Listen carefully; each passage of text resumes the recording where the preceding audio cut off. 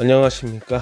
오늘은 2024년 1월 29일 월요일입니다. 다들 연휴 잘 보내셨습니까? 한국에서 보시는 분들은 잘 모르겠지만 지난 금요일이 호주의 날 공휴일, 그리고 토요일, 일요일 이렇게 해서 호주는 3일 연휴였습니다. 저는 이렇게 이발도 하고, 아는 분은 알겠지만 시내도 왔다 갔다 하고 여기저기 싸돌아 다니느라 나름 좀 바빴습니다. 구독 부탁드리면서 시작합니다. 다시 한번 안소니 알바니지의 소득세 감세안에 대해 간단하게 정리해 보면, 원래 총선 전에 공약으로 내걸었던 내용에서는 연소득 4만 5천 불 이상 20만 불 이하를 버는 사람들에 대한 소득세율을 30%로 통일하는 것이었습니다. 기존 세율로는 4만 5천 불 이상 12만 불까지 버는 사람은 32.5%, 12만 불 이상 18만 불 이하 버는 사람은 37%, 18만 불 이상 버는 사람은 45%였는데 12만 불 이하로 버는 사람은 기존 32.5에서 30%로 2.5% 적게 내주고, 18만에서 20만 불 버는 사람은 기존 45%에서 30%로 무려 15% 감세 효과가 발생하는 것이었습니다. 하지만 이게 날짜가 다가오기 시작하니까 요즘 물가 때문에 생고생하는 사람들 대부분은 소득이 적은 사람인데, 그 사람들 감세는 적게 해주고 되려 어지간히 잘 버는 사람들은 훨씬 많이 감세해준다, 이런 용단 폭격을 받게 된 것입니다. 이에 안소니는 계속 공약이라면서 약속을 지킬 듯이 자세를 취하다가 도저히 안 되겠다 판단했는지 나름 수정안을 마련하였습니다. 먼저 4만 5천 불 이하로 버는 사람은 19%에서 16%로 3% 줄여줬고, 4만 5천 불 이상 13만 5천 불 이하 버는 사람은 30% 원래 약속대로 해주었고, 13만 5천 불 이상 19만 불 이하 버는 사람은 기존 37%로 거의 유지하였고, 19만 불 이상은 45%로 소득선을 10,000불 올리고 세율은 그냥 유지하였습니다. 돈 많이 버는 사람들이 더 큰 혜택을 받는 감세안에 대한 여론이 상당히 안 좋아지면서 안소니가 이에 수정안을 낸 것인데, 이에 대해 칭찬보다는 공약을 지키지 못한 것에 대한 비난이 더 큰 상황입니다. 거기다가 지금 역대급 개고생하고 있는 저소득층에 대한 더 큰 조치가 있어야 한다면서 수정안을 더 대폭으로 수정하라는 요구도 쏟아지고 있습니다.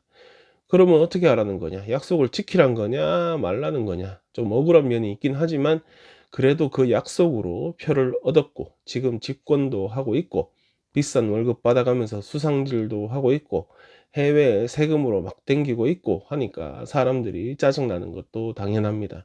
여튼 안소니는 졸지에 거짓말쟁이라고 각 신문 일면을 차지하였고, 어제 호주 오픈 결승전 무대에서는 관중들의 야유를 받기도 하였습니다.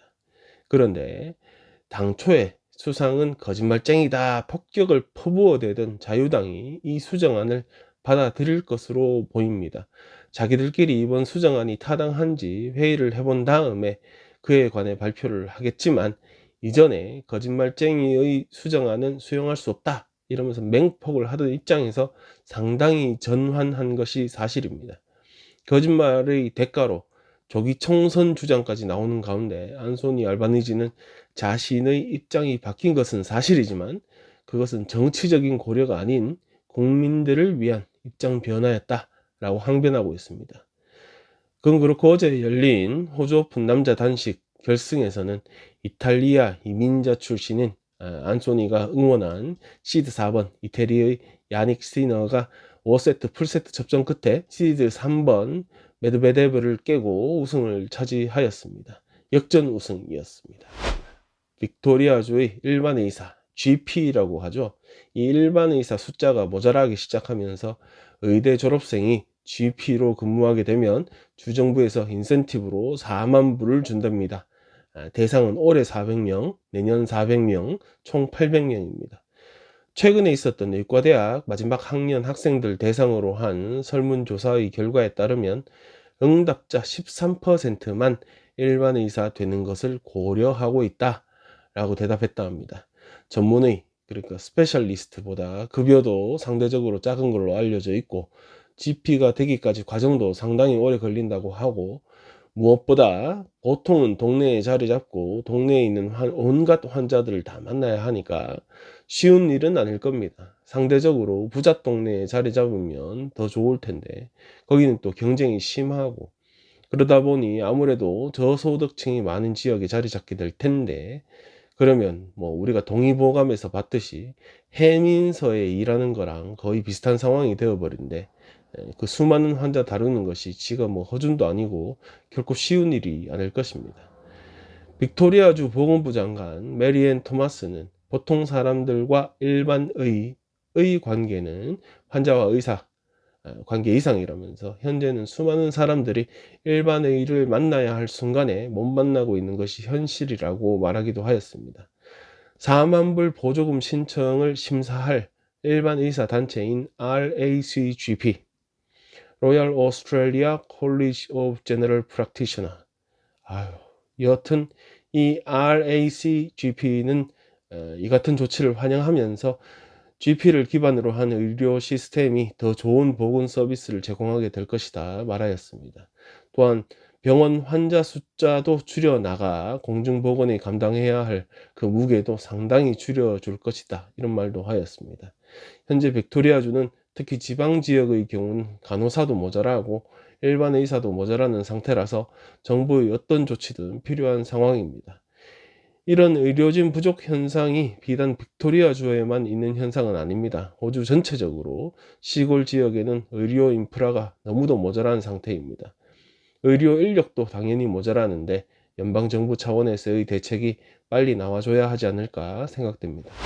서호주 정부가 고물가에 시달리는 학부모들에게 도움을 주고자 며칠 후인 2월 5일부터 학생들의 대중교통비를 무료로 전환합니다. 주민들의 고통을 조금이라도 덜어주고자 하는 서호주 총리 로저 쿡의 첫 번째 조치로서 앞으로 이와 비슷한 조치가 이어질 것이라고 합니다. 총 10밀리언 달러, 100만, 1000만 불 투입되는 이번 조치에 대해 여야를 막론하고 환영하고 있다고 합니다. 다만 네가 먼저 냈네, 내가 먼저 이 아이디어 냈네, 이러고 다툼하고 있습니다. 한편 이전에 서호주 내에서 실시하였던 이번 성탄 휴가 기간 동안 무료 대중교통 프로그램은 어제부로 종료하였습니다. 지난 4주 동안 600만 회의 대중교통 이용을 무료로 제공한 것이라는데, 정부는 이에 대한 효과가 좋았다고 긍정적으로 평가하여서 앞으로 일요일에는 누가 되었든지 그냥 무료로 대중교통을 이용할 수 있도록 하겠답니다. 서호주의 교통카드인 스마트 라이더 카드를 여전히 스캔해야 하는데, 스캔한다고 해도 요금이 따로 빠져나가지는 않는답니다. 빅토리아도 그러면 좋겠다 생각할 수도 있는데, 제가 버스 기사로서 느낀 점을 빗대어 말해보자면 애들 통학 비용 공짜로 해줘도 각 가정에 딱히 도움이 되지는 않을 것입니다. 기차는 제가 잘 모르겠지만 버스를 타고 왔다 갔다 하는 애들의 가정은 딱히 도움이 안 될 거란 말입니다. 어차피 애들 무임승차가 대부분이라서 딱히 도움 안 된다, 이 소리입니다. 예전에도 제가 얘기했지만 빅토리아주만 해도 시도해 봤으면 싶은 것이 아예 대중교통을 무료로 했으면 합니다. 주정부에서 그냥 주민들을 위한 기본 시설을 제공한다 생각하고 그냥 다 공짜로 태워주는 것이 어떨까. 그러면서 공사가 큰 기차는 냅두더라도 따로 공사도 안 하고 어디서 그냥 사가지고 굴리기만 하면 되는 버스, 좀 더 사가지고 버스 노선 더 느리고 하는 것이 어떨까. 따로 요금도 안 받고, 그럼 뭐 돈이 어디서 있냐 싶은데, 솔직히 지들 말로는 자동차 배출가스 줄이겠다고 하던데, 그렇게 버스 공짜로 좀 촘촘하게 노선 짜놓고 이러면 실제 자동차 숫자가 많이 줄어들긴 할 겁니다. 배출가스 때문에 쓰고 있는 세금, 또 앞으로 들어갈 세금에 비하면 까짓 거 버스 몇 대 구입하는 거 돈도 아닐 거라는 생각이 듭니다.